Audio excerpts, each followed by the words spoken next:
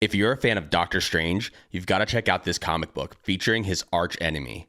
Let's take a look. Okay, what I have here is Doctor Strange, Master of the Mystic Arts, #3 from 1974. That puts this in the Bronze Age of comic books. The artist was Frank Brunner, and the writer was Steve Englehart. That's a really great creative team for this era of the Bronze Age. I think Steve Englehart's a really great writer, and Frank Brunner's absolutely amazing as the artist on this book and the cover and the whole run that he was a part of. So I can't hype him up enough as an artist for Doctor Strange. He's really awesome. I've been reading my Doctor Strange omnibus right now, and Frank Brunner is the artist in there, and the whole thing all the way through is just absolutely beautiful. So like I said, it's a really great creative team. Now let's talk about what's on this cover. Specifically, the characters. We have Doctor Strange. Right here we have Clea, who we saw in the end of the last Doctor Strange movie, who was played by Charlize Theron, which I think is going to be, really, really cool to see her in that role. Clea is a big part of Doctor Strange in the comic books, a big part of his history, and I really hope we see her in the upcoming Avengers movies and other projects, because, like I said, if we get more Doctor Strange, I think it would be great for Clea to go along with Doctor Strange. He's a really classic character in the Doctor Strange lore.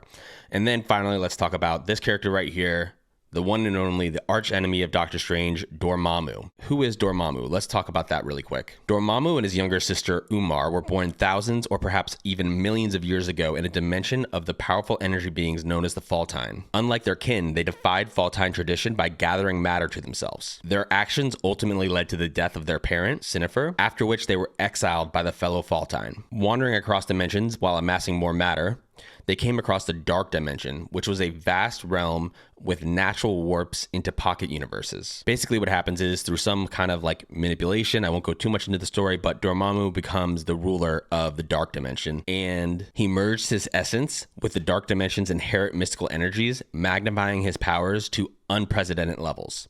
So he was already extremely powerful because he was basically this pure energy magical being, and he, was amassing this matter to basically create this human form. And then when you combine that with his connection to the Dark Dimension, that multiplied his powers that he already had, making him crazy powerful. So that is a very brief description of the history of Dormammu. There's a lot more there. I recommend reading about this character. It's very interesting if you want to learn more. And you should know Dormammu is a relatively early on villain for Doctor Strange. The first one is really Baron Mordo. Soon after that, we get Dormammu, and then he just becomes a really big player in the Doctor Strange comics. So I think he's so cool. I love the look, with the kind of flames coming off his body. The art by Frank Brunner in here is so amazing. I highly recommend, if you're interested in Doctor Strange, you read Doctor Strange, Master of the Mystic Arts. It's a really, really great run. Dormammu is a really cool character. So is Clea. And I'm just super happy to have this awesome comic book in my collection.